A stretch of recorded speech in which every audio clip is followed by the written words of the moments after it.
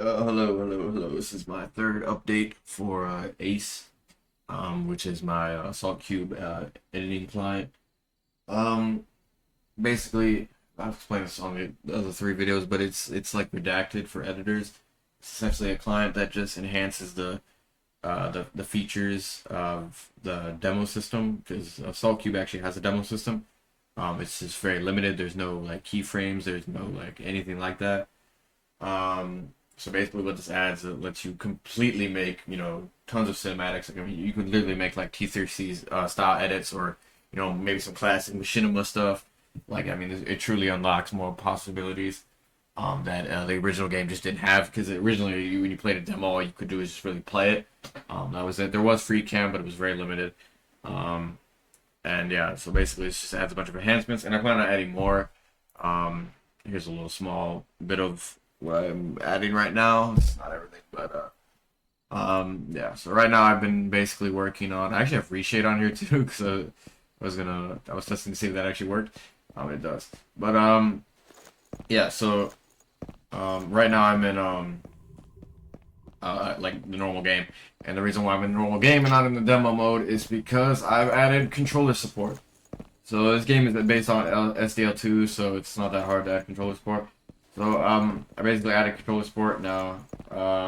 This works in game, which is kind of unnecessary if I'm being honest, but because most people are just be using this client for the demo system, and this might also be against the rules for some servers, maybe, I don't know. But it does actually kind of work.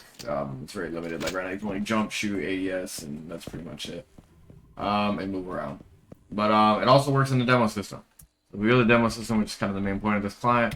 And we go to this demo right here.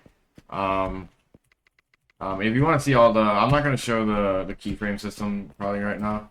But I did fix a lot of bugs. Like I fixed that speed issue I was having in the last video. But if you want to see that, I'll show you that next time. But right now I'm using a controller, and it works completely fine. In free cam, which is nice.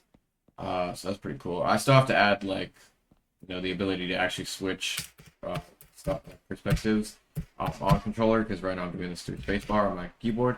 And they work simultaneously, like they don't affect each other. Go back to free cam, and I still gotta fix that teleportation issue, but yeah. So that works really well, and the reason why I added controller support is because I've always been a fan of navigating with a controller, and just really doing everything with a controller and theater mode like systems. It's usually how I do it. I'm sure there's people like using a keyboard is completely fine, but I've always preferred a controller. So this is something I wanted to add, and I knew it wasn't that hard. So this does work. So yeah, it's pretty cool. But I do plan on adding the ability to actually add keyframes and basically do everything that you'd be able to do with the actual keyboard, interact with the menu with on the controller. But at the moment, it only works with the keyboard. So, yeah, pretty cool. But another thing we have is a very essential part if you're making cinematics. You obviously want to hide the HUD because otherwise that'd be very annoying. So as an example, I'll make a cinematic real quick. Let's just do it with this guy right here. I'll put 0.25x speed. I'll resume a little bit. We'll just give him right here. Pause. And again, like I said before, if you're an editor, you'll understand this kind of workflow. Resume more until it gets there. Add another keyframe, and I'll look there. Then a bit more. And do it so it gets there. Crazy thing is, I don't think this is a bot. I think this is a legit person, and somehow he's running. Let's download this demo off the WhatsApp server. Okay. And as you see, like I said in the other video, it creates a path, so it's pretty cool. Before, if I had actually played it back, you would actually see this path while playing back, so that doesn't actually happen anymore. I'll show you why. But I'd say if we play path with gameplay, there you go, you got a cinematic, and as you can see, it's also respecting speed. So, like in the last video, if you had watched, if you watched the last video, see it wasn't respecting the speed. So if right now I have it set to 0.25x, so as you can see, it actually played the cinematic back in 0.25x. Before, if you'd watched the video before, you would see it did not do that. Even though I had set it to 0.25x, it was playing at normal speed. That's obviously not great. So it now now completely works, and it doesn't mess up with the timing either, which was also happening before. So if I were to set this speed to normal, for example, and do the same thing, play gameplay, see it's completely normal speed.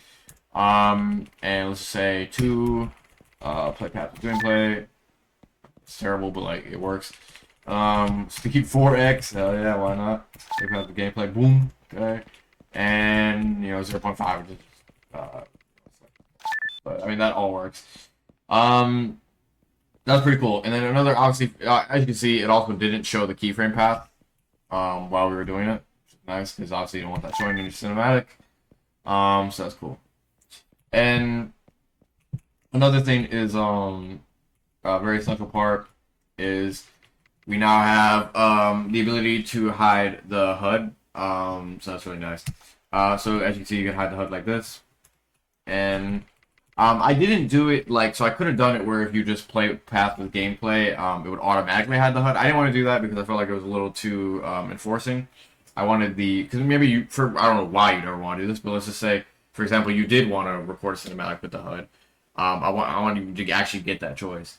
And so that's why I added it as more like a toggle feature. And as you can see, I obviously got to add indicators because it's impossible to know if you're actually hiding the HUD or not, or if it's actually enabled. You'd have to look at the HUD to actually see if it's hidden or not. It's kind of annoying. So I did add indicators for everything, but as you can see, that is the thing I have on my to-do. But yeah, let's just hide the HUD, for example. And it doesn't hide in the menu. It only hides in the game. And now if we were to play path to gameplay, you'll see it's completely hidden. And now, of course, you would just record with shadow play, or whatever you use to record. So that's pretty cool. That's pretty much it. I just remembered I have to add implement better rewind system, because at the moment I'm not using their normal rewind system because it's just too limited. I don't like it. I'm gonna implement my own that gives you more control and is more easy and quick, because the other one was a pain in the ass. So we'll do that. And yeah, that's pretty much it. Yeah, I think there's a lot of good benefits here. So yeah.